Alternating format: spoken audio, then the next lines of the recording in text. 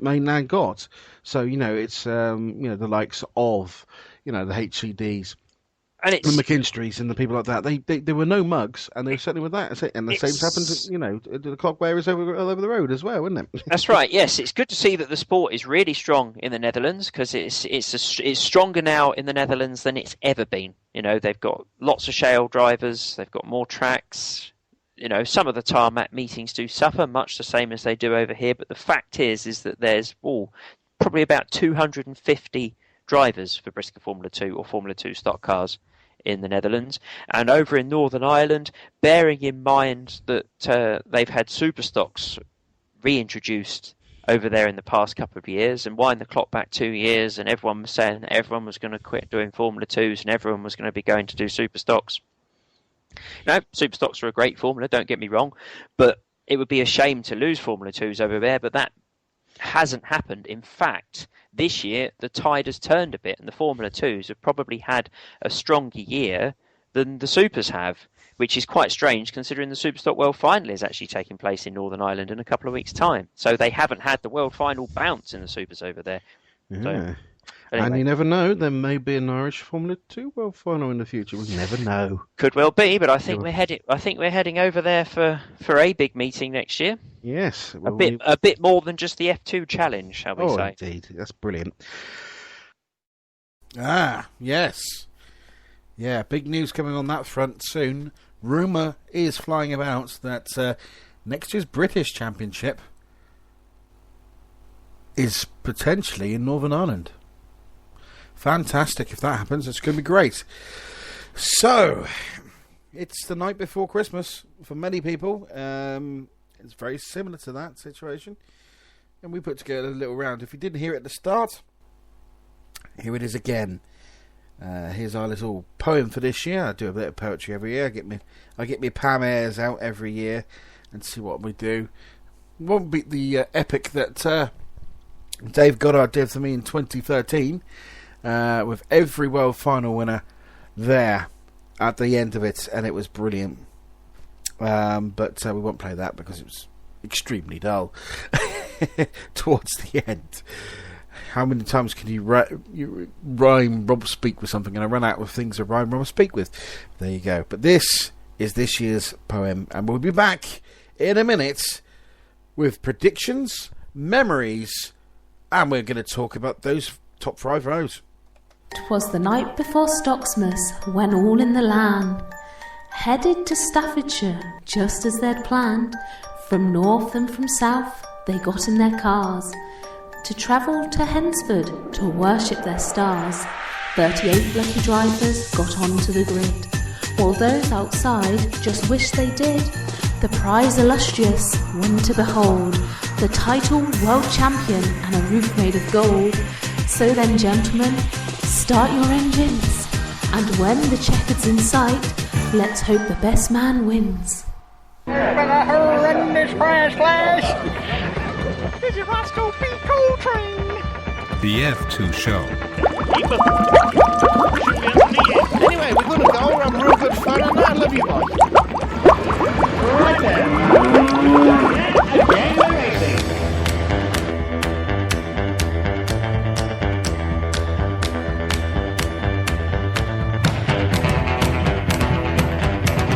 So yes, the F2 Show's World Final Preview Show.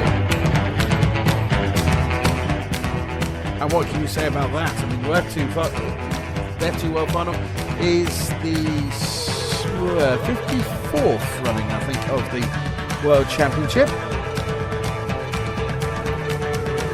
Of course, there are several drivers who have won more than one. Some have been double world champions. Some have been triple world champions. Some have even been quadruple world champions, and some have just been ridiculous. So, if you're a complete virgin to the whole stock car situation, and you've never been to a world final before, you're in for actually treat.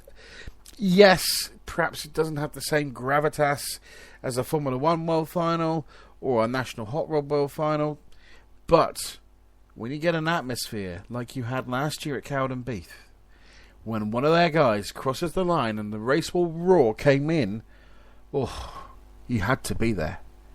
Or the fact that you had the 2013 race where it wasn't decided until the last metre. That's what the World Final is all about. So, who have we got in those first 5 rows? So we're looking at 1, 2, 3, 4 in each semi-final. And in the time-honoured way, like in Miss World, we'll do it in reverse order. Me and Steve again.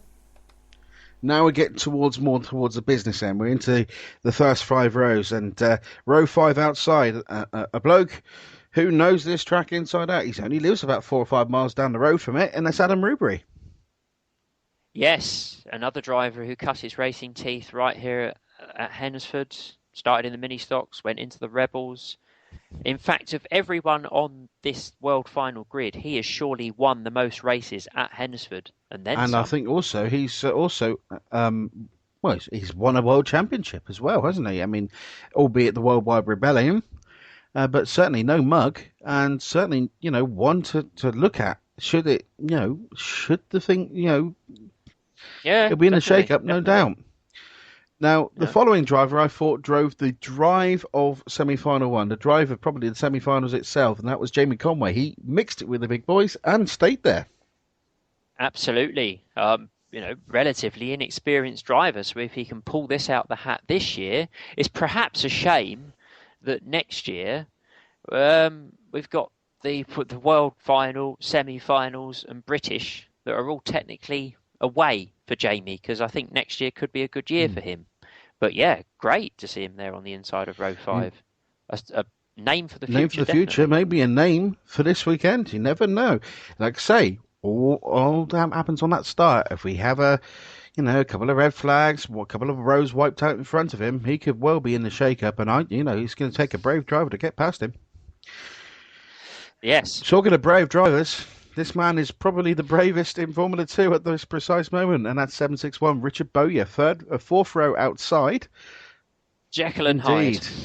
But the man who has been the 4-man round Brown Hensford this year. Yes, yep.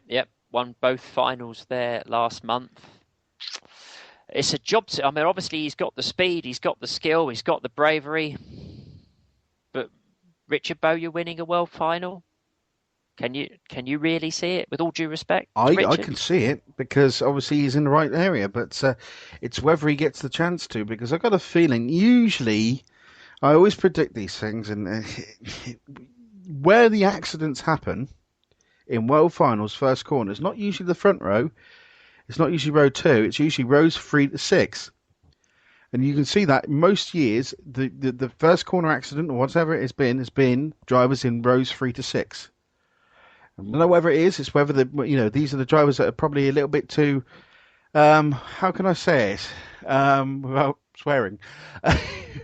With their heads up their backsides when they go into the first corner, and that's one of it. But Richard certainly no mug, and it all depends on the foreigner in front of him whether he might have a. And there is also the interesting thing is that Richard Bowyer and Adam Rubery, they work together, and they're one behind each other. Or in front of each other, one behind each other in the World Final. So that'll be a good work to do if they finish first and second, won't it? Or otherwise an interesting Monday morning. Indeed. Now, alongside him, a man who, well, I wouldn't say veteran status, but this is... Well, veteran status... You could say that. I mean his first World Final was what, 2000? When I call drivers veterans, quite often they tap me on the shoulder the following week and tell me I'm this, that and the other. But the dictionary definition of a veteran is someone or something, i.e. a horse, or is someone or something that has partaken in a sport or pastime for any great length of time. Now, Neil Hooper has been racing Formula 2 stock cars for 2 decades. Yeah. 22. Yeah. He's a veteran. Oh, we'll say that about Chris McCoy in a minute as well. But there we go. But Neil's but certainly... we're veterans as well, Johnny. Exactly. I've been, as I say, it's my 25th World Final. So Neil Hooper. What can we say about him that hasn't been said around here? I mean, he's probably, this is the one that's really evaded him, and he came, well, with a Nats cross, Nats cross of it. Oh. I mean, actually, history will dictate that Neil's prime years in the sport were actually overshadowed by Chris Bradbury's prime years in the sport.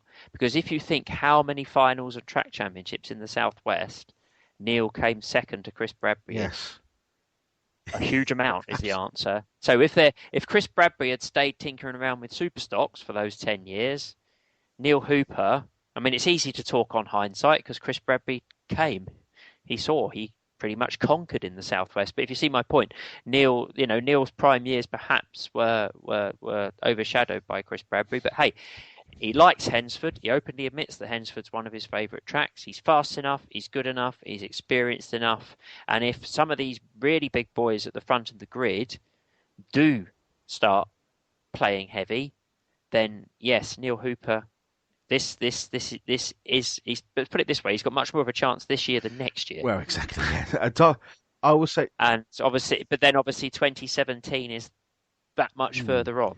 I was going to say this now. Neil Hooper's probably my dark horse, and that's and yeah, I would. You and I don't agree on much, but we'll agree on that. Okay, let's get down to the nitty gritty. The front two rows, and this man needs no introduction on outside row 2.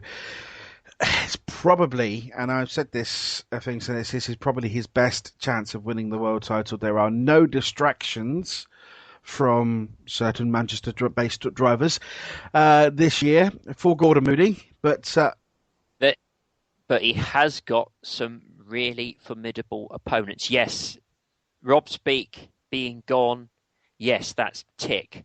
Dave Polly not being in amongst the higher order. I mean, we think and believe Dave will be on the grid, but let's face it, he's not going to be part of the early mix because he's going to be right down towards the back. So Rob Speake gone, Dave Polly gone. Obviously, that's his two biggest foes that are gone. But he's got some formidable opponents right there with him, not only alongside him, in front of him, but let's not rule out the overseas drivers either. We'll get onto those in a moment because that could have a dramatic effect on that. But like I say, this is Gordon's best chance of winning a world final for, oh, good Lord. I think the last time I had him as favourite was 2010. Yes, and that was at Skegness, yes. Go along with that. But, I mean, 2011 at Kings Lynn, without the late yellow flag, Gordon was going to win that. Exactly. Who says he's a tarmac driver?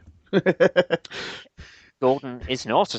Gordon is he's a universal driver. And, this time next year, I think we'll be talking about, because obviously Gordon's only world final win has been on the Shale so far. So, you know, of all places. Maybe 10 years in the making, but he might get his second title. Exactly. But yes, if you were to pick a favourite, Gordon would be it. But I think it's only just a favourite, and there's a lot of very slight favourite. I would say there's a very, very slight favourite. I mean, it's not one for. And being on the outside row, that's not. No, the it's best a monorail. Either.